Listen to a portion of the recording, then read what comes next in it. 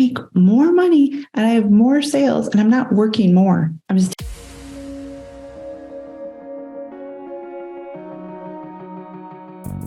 Agent Power Huddle is a daily jumpstart, giving you all the tools you need to create an amazing real estate career. Led by top experts in the field, you'll learn how to sell more houses in less time while creating the life you want. Welcome to the Agent Power Huddle. Hey, good morning. Welcome to Agent Power Huddle. Hi, Lenora. I see your chat. Hi, everybody. I'm Amy Izzo. You are with Spillin the Tea with Amy this morning. And I'm a realtor, just so you know, in the Midwest, so Indiana and Illinois. And I wanted to spend some time. We are mid-year. Can you believe it? Tomorrow is June 1st. Can you believe it? So we are 6 months already into 2023. Hey, which means we have 6 months left in 2023. Oh, maybe, I don't know how you're feeling about that. But I'll tell you, I think it's time for a refresh on, hey, are we really living up to our full potential? And have we really identified what that is? So I want to spend some time today talking about how we know what your full potential is and how we really, really live up to that. And I want to tell a story. It's my story, but I want to tell the story of what happens when you really start living in your full potential. So that's what we're going to spend some time on today. And I'm going to use me as your story. So let me share my screen here, because I do have a few things I want to be able to share over. Hey, Sarah, I see some folks join in a few minutes late, which is great. So I want to talk a little bit about, if I can get this to work. I love technology, and I love when you guys can see me, not know what I'm doing. Anyway, I don't even care. You can see my screen. Give me a thumbs up. Somebody give me a thumbs up if you can see my screen. Okay, see the thumbs up. All right. So although I did this for another group, but I wanted to do it here for you guys. And although I called it the road to 25 million, put in your number, right? The number doesn't matter. If I redid this presentation today, it would be some other number. It would be a different number for sure. But I wanted to talk about what the road to 25 million has looked like. And I'm going to jump around in my presentation a little bit because this is what I want to draw your attention to. So this is a chart that shows my personal production as a solo agent between 2017 and the end of 2022. Okay. And I put some commentary in there.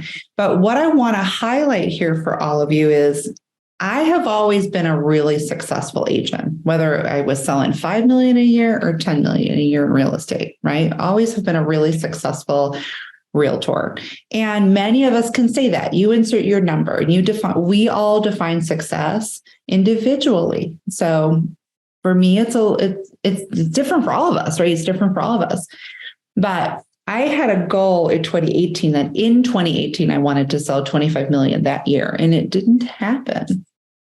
And I will tell you, the reason I did this chart for myself is I wanted to draw a correlation. And I wanted to see when I ran my production numbers at the beginning of this calendar year, I wanted to see what the correlation really was between my getting healthy and my best year in real estate, and really my overall growth of my business, right?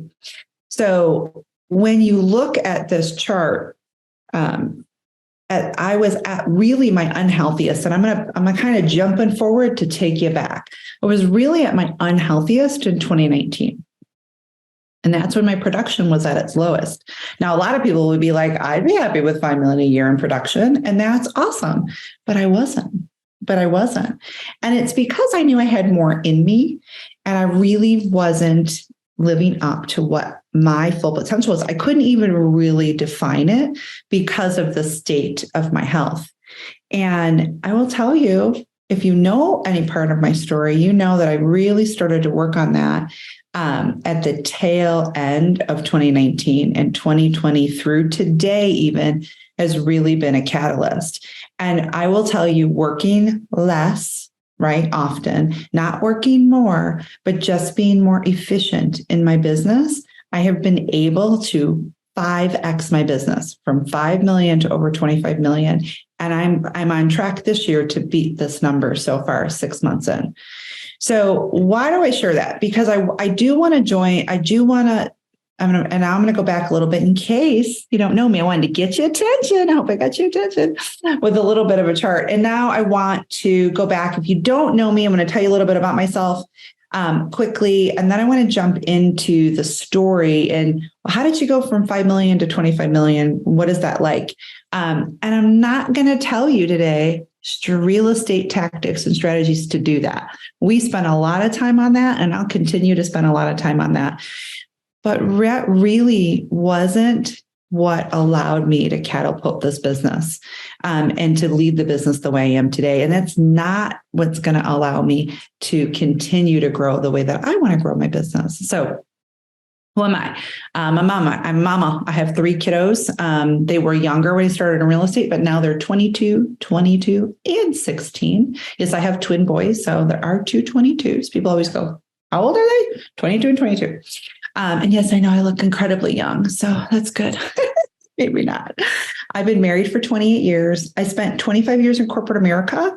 And when I left there, I started bottom of the barrel in corporate America. When I left there, I was in executive leadership. And I started my business in real estate. I'm in the middle of my 10th year this year. And I'm licensed in both Indiana and Illinois. I'm a national team leader, so I have a team that's local here, and I have some team members that are in other states. I'm a business coach, and I'm a keynote speaker. And I get to add, I'm a competitive amateur ballroom dancer. That's a new thing for me. I'll talk about that too. But I get to add that now and talk about that. I couldn't have said that 13 months ago. So that's a new kind of passion that I have found. And I already told you I've 5x my business in the last 3.5 years. While getting healthy, I would change that to say, because I got healthy. But even prior to that, even on my $5 million year, I've always consistently beat my income goals every month for the last 10 years. Whatever the income goal is, I set every year, and I do change them year over year. But from the beginning of the business, I've been able to do that. I coach and I speak about health and wellness to individuals in industries like real estate who have long endured a lack of support in these vital areas. And I'm sure we all know someone in some industry that, whether that's real estate or hospitality or insurance or some other industry, that just isn't able to isn't able to be as healthy as they want to be while running their business. So this was me. So if you didn't know me then, this was me at my heaviest. For me, it was weight. Now, for others, it might be other things, right? It could be alcohol. It could just be sedentary lifestyle, right? It may not be as visible. Mine was super visible. And at the end of 2019, I hit what I call my rock bottom. And I'll tell you about that day. I was living for quite a while, super duper exhausted. And I was just pushing through the day. And I think a lot of us do this and we don't talk about it enough, right? For me, my story was I'm a mom, I'm a wife. I got up in the morning. I got my kids off to school. I started running my business. I took a nap. I ran my business some more. I took a nap. I pushed through my appointments. I picked my kids up from school. I did the lunch mom thing at school. If it was my day to do lunch, if it was my day to do a class party, I did the class party thing at school. I felt very grateful to be able to do all of those things. I ran errands all around the neighborhood because I was the one that worked from home. I'm a real estate agent. So I got to run all the errands and run the business. And I was not sleeping well at night. I was not sleeping enough. I was not eating well. I was not properly hydrated. And I wasn't thinking about any of those things either. I was thinking about, oh my gosh, it's time to get up and run hard through my day. And then try to get some amount of sleep in the evening. And now I got to do it all again tomorrow. Right. And I was just exhausted. I know in hindsight, having done some work now, I was feeling sad. I didn't always feel sad in the moment. And I wouldn't have probably verbalized it to you if you had met me on this day that I was standing here in this lovely top. I would not have verbalized it that way, but I was feeling sad. I was exhausted. I was feeling worthless. I was taking care of everyone and everything except me. I was not using the word no very often. You could ask me to do just about anything that was ethical and legal, and I would do it for you. right? I would find time to do it, even if I didn't want to do it, even if I didn't want to, right? I was working hard. I had this hustle culture, right? Which again, if I don't want to bash that, but it wasn't right for me. It wasn't right for me. I had zero hobbies. I was work, mom, work, mom, work, mom, work, mom. Sometimes a friend. I have lots of friends. My good ones hung out for me because they know, they know that I was just caught up, in this, I guess, hamster wheel, right? This hamster wheel, and not performing at my full potential is what I like to say, feeling unfulfilled. But I didn't have the capacity in this state to really define and own my full potential. I didn't have the capacity to define it. So if you would have asked me in 2019 if I was living up to my full potential, I would have said, yeah. It's because I didn't really understand my capacity.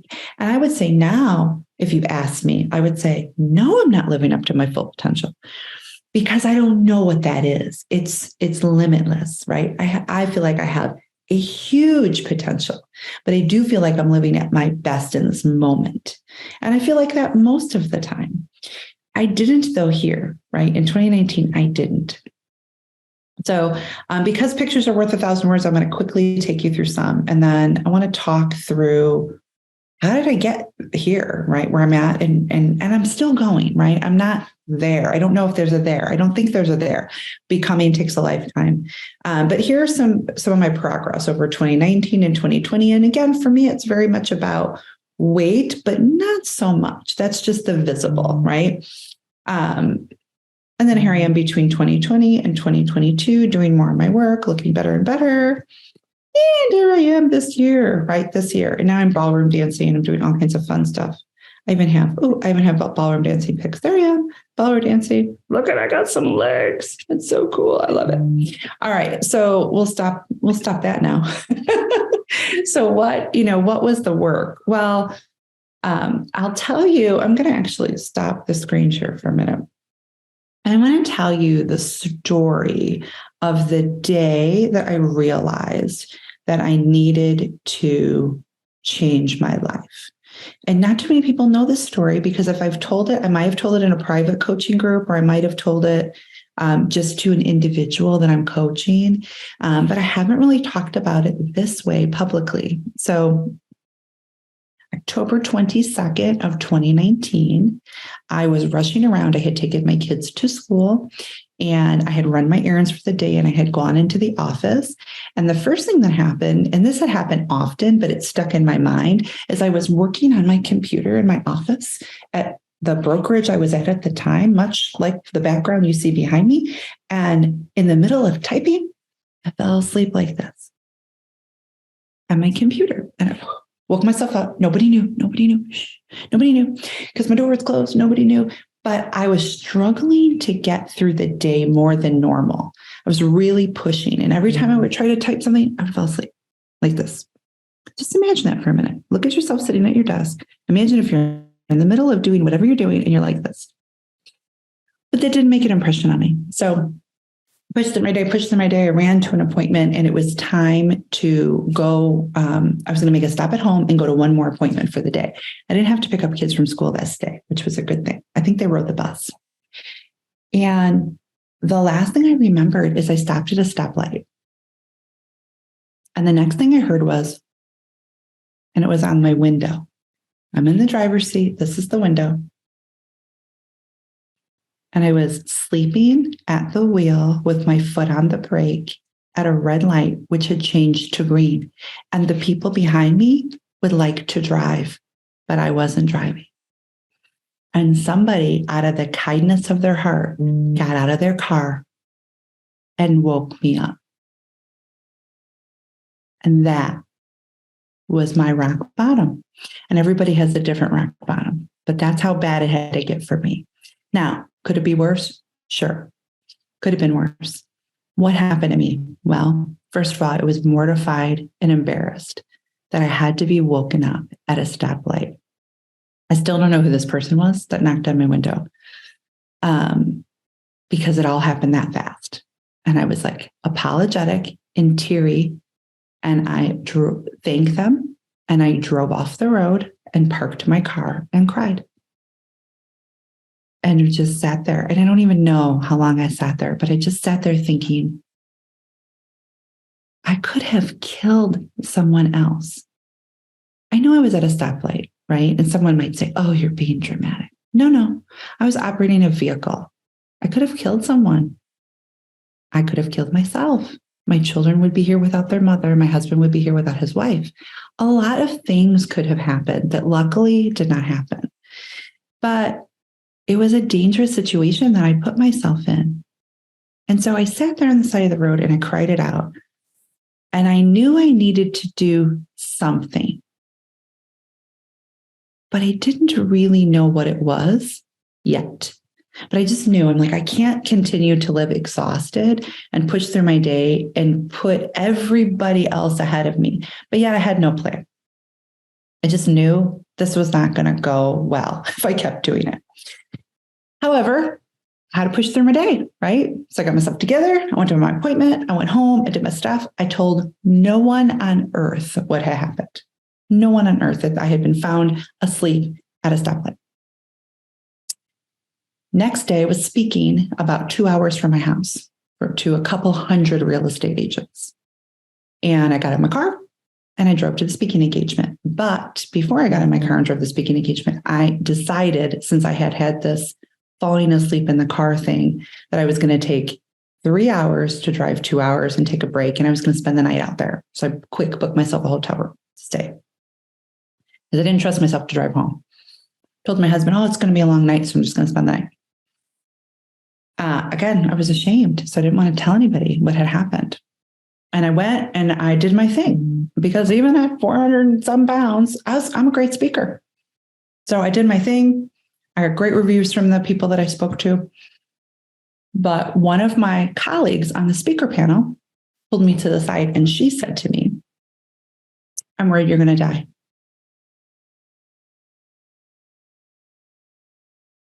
And what she didn't know is I had that thought the day before.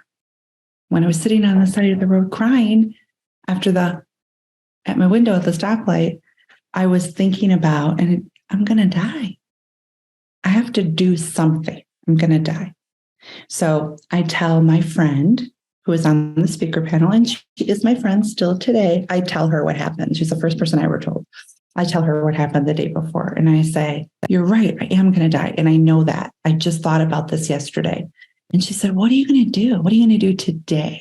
I'm like, I don't know. I don't know what I'm going to do today. I got to do something, but I don't know. And we must have talked for a couple of hours in my car outside the speaking venue. Before we got to dinner, we were going to dinner with all the speakers. Before I went to dinner with all the speakers, we must have talked for a couple of hours. And we decided that I was going to pick one or two things I could do immediately. So I picked two things. And this is how you know you made a real decision, guys, right? When you can take immediate action. So the first thing I did is I made a commitment that I wasn't going to drink pop anymore. And I know that sounds silly. I just told you I'm sleeping at the steering wheel. You're going to drink pop anymore? But I didn't know what else to do. So I'm like, okay, I'm just going to stop drinking pop because I know it's empty calories and I know it's chemicals and it must help something, right? So I'm going to stop doing that. And I'm going to start today. So I won't have any pop at dinner tonight. That was the last day, by the way, October 23rd of 2019, I ever had a soda beverage. I haven't had one since. So I've kept that commitment. And then I decided I'm going to have a weight loss surgery.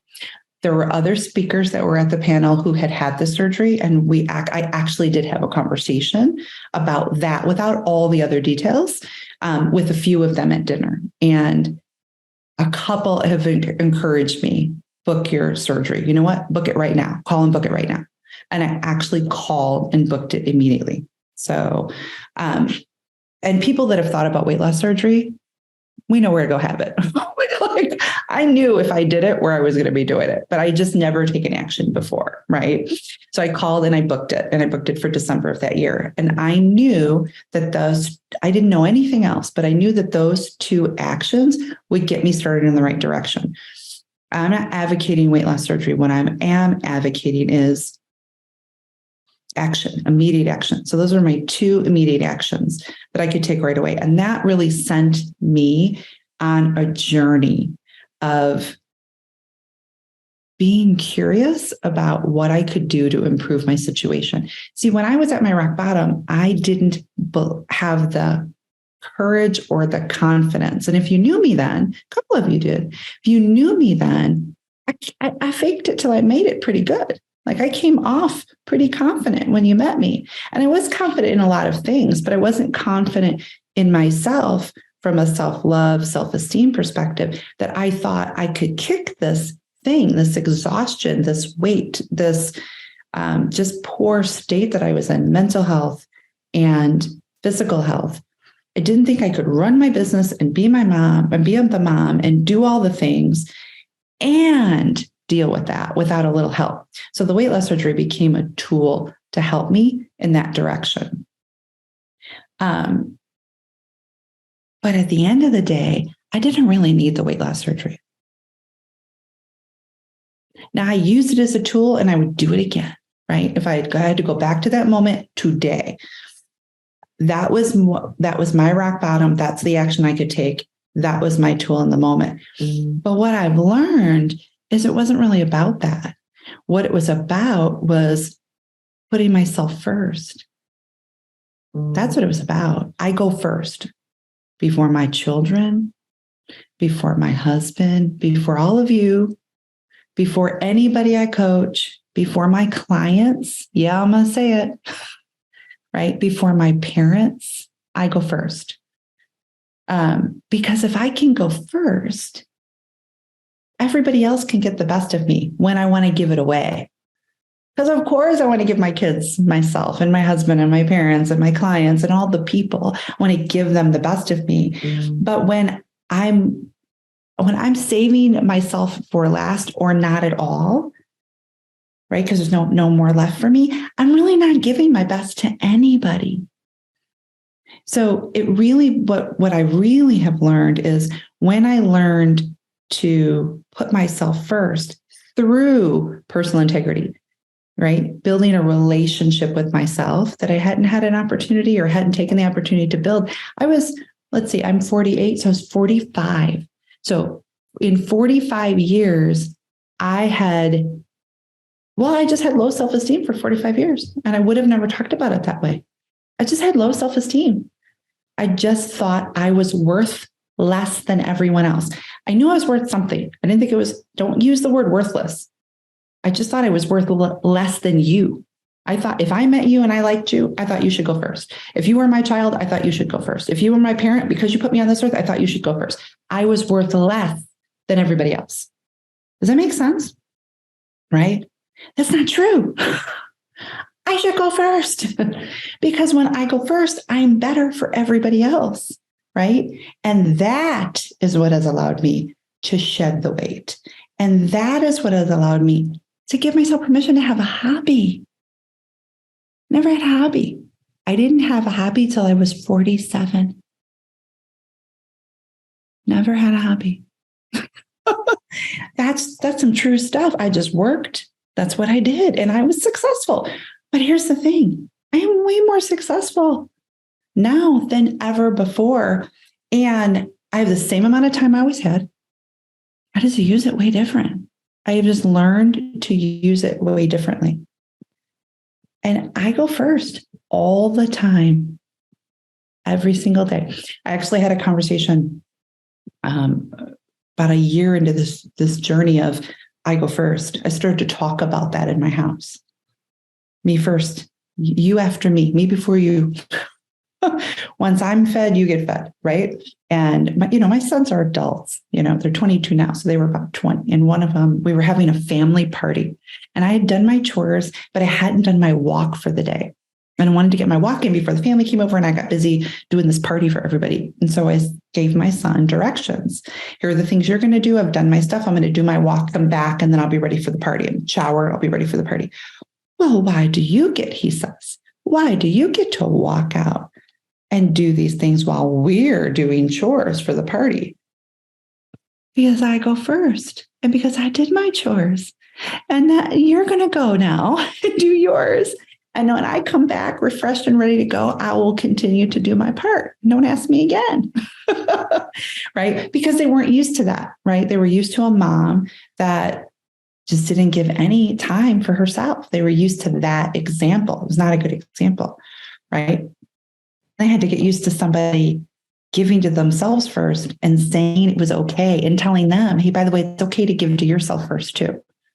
It's okay to feed what you need first. It doesn't mean you have to be irresponsible or you get to be irresponsible. It doesn't mean you don't get to do the things you need to do. I mean, I do all the things I need to do, but I go first. So for me and for everybody, this looks different.